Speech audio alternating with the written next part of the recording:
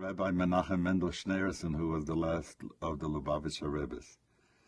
Being young, having studied in Paris, and being very learned, and he came to be with us, and he gave us a talk. And again, that was such a heart and eye-opener for me, because it made me understand something.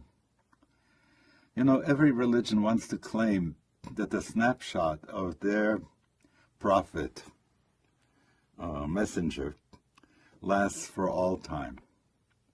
It doesn't last for all time. So many people would want to say that the right kind of Judaism has been with us all the way from Mount Sinai on. And the conditions through which our tradition has traveled in between, they don't take this into consideration. The Qur'an didn't come down in the fashion in which it is now printed. Various prophecies came at various times, some in Mecca, some in Medina, and then they were put together in a funny way, the longest ones in front and the smaller ones in the back. And that's how they did it. And it wasn't also that the order itself was subject to historical stuff. If I'm a believer, I will say, yes, subject to historical stuff, but divine hand was in it, and therefore it is to be taken seriously. All right, so it goes with the New Testament, and so it goes with all the sacred books from the Upanishads on, and even earlier, from the Babylonian things. They were subject to history. And it was at that session that he opened up a portion for us of the Talmud that speaks that there are different eras, and in each different era there's another mindset. And so when he finally came and said this is the Messianic era, and it's another more global mindset than before, and it's the time for the Messiah to come. I heard this and began to realize that if I looked at our history this way, developmentally, it led me to the notion of paradigm shift. Just the same way as people talk that in science there have been paradigm shifts. One of them, for instance, the Earth is in the center and the sun runs around it. And then no, the sun is in the center and the Earth runs around it. So that's a paradigm shift. It shifted from one point of looking at reality to another point. After Auschwitz, Hiroshima, Nagasaki, the moonwalk, the web, a shift has happened. And most people in theology have not paid attention to that. So they still try to do theology out of a point of view that you call triumphalism. Triumphalism would say, you guys wait. The Messiah will come and all the Goyim will find out how wrong they were.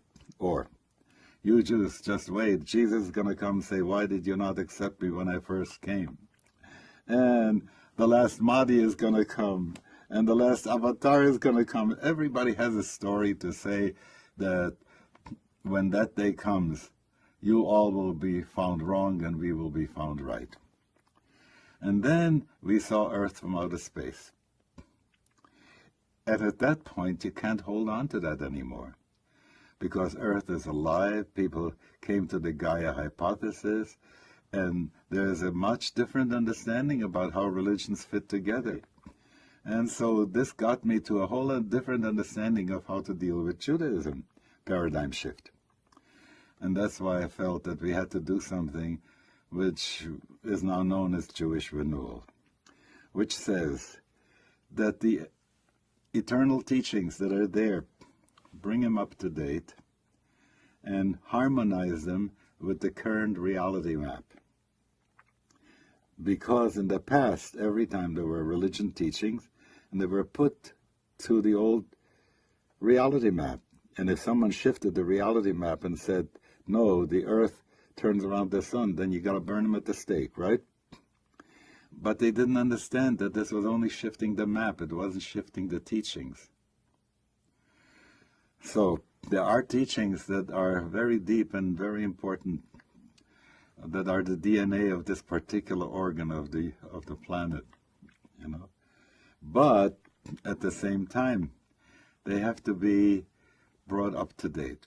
So there was a chemist by the name of Ilya Prigozhin who said, closed systems go into entropy. They die. So what do you have to have in order not to die? You have to draw from an external source.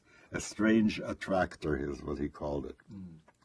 And most of the religions didn't want any strange attractors around. So you can see wherever they close themselves in, there is a certain entropy setting in, and I could say this for all organized religions today that still have the old denominational stuff, that they're, if they stay closed, the more fundamentalist they are, the less they're viable. Because entropy is going to set in. Next generation isn't going to buy it, and so on and so forth. So that's what brought me to deal with Jewish renewal, to say, there are such great teachings, and which teachings do I want to look for?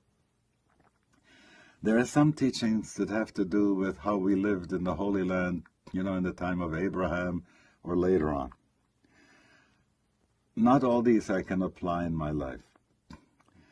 But if I ask, just as Sufis have, there's a batin and zahir, there's the inner teaching and the outer teaching. So we have this as nigle nister, that which is manifest and that which is hidden. The hidden teachings are the ones that are most harmonizable with the emerging reality map, with the emerging cosmology. So they have to do with transformation. They're not so much interested in the outer behavior as imposed as outer behavior, but for the sake of a transformation, to take the person from,